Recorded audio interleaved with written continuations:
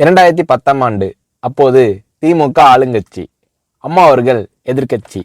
ஒரு பெரிய மிரட்டல் விடுத்து அம்மா அவர்களுக்கு எதிராக மதுரை மாவட்டத்தில் பல இடங்களில் போஸ்டர் ஒட்டியிருந்தார்கள். அந்த போஸ்டரில் அம்மா அவர்கள் மதுரைக்கு வந்தால் திரும்பி செல்ல மாட்டார், மதுரைக்கு அம்மா அவர்கள் வரக்கூடாது என்று மதுரை மாவட்டத்தில் பல இடங்களில் அந்த போஸ்டரை ஒட்டி பெரிய மிரட்டல் எல்லாம் கொடுத்தார்கள். அதேபோல் ஜெயா டிவிக்கும் மிரட்டல் தொலைபேசிகள், மிரட்டல் கடிதங்கள் வந்து கொண்டிருந்தது. ஜெயா டிவியின் செய்தி பிரிவினர் இந்த மிரட்டல்களை பற்றியெல்லாம் தியாகத்தலைவி சின்னம்மா அவர்களிடம் சொல்லி அம்மா அவர்களின் கவனத்திற்கு கொண்டு சென்றார்கள். அம்மா அவர்கள் துணிச்சல், வீரம், கம்பீரம் இவற்றின் ஒட்டுமொத்த உருவம்.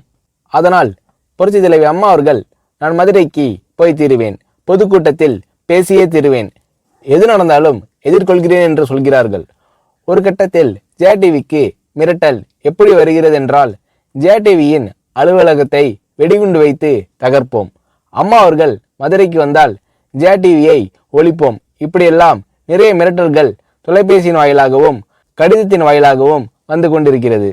இந்த மிரட்டல்களை எல்லாம் கடந்து அம்மா அவர்கள் மதுரைக்கு சென்று பிரம்மாண்டமான பொதுக்கூட்டத்தில் லட்சக்கணக்கான மக்கள் மத்தியில் எழுச்சி உரையாற்றும் போது, ஒரு எதிர்க்கட்சியின் தலைவி என்ற முறையில் என்னை நீங்கள் மிரட்டுங்கள், ஒரு எதிர்க்கட்சியினை நான் நடத்துகிறேன் என்பதற்காக கழகத்தை மிரட்டுங்கள், ஜெயா டிவியை எதற்காக மிரட்டுகிறீர்கள், ஜெயா டிவியின் அலுவலகத்தை நீங்கள் தகர்ப்பீர்களா, ஜெயா டிவியை நீங்கள் ஒழித்து கட்டிவிடுவீர்களா, பார்க்கலாமா, ஜெயா டிவியை ஒழித்து கட்டிவிட்டால் என்னுடைய அரசியல் குரலை ஒழித்து விடலாம் என்று கனவு காண்கிறீர்களா, ஜெயா டிவி என் உயிருக்கும் மேலானது, நான் என்னுடைய உயிரை விட அதிகமாக நேசிப்பது, என்னுடைய அரசியல் கரமாக நான் போற்றி புகழ்வது, அதன் மேல் நீங்கள் கை வைப்பீர்களா, பார்க்கலாமா என்று எழுச்சி உரையாற்றினார் புரட்சி தலைவி அம்மா அவர்கள்.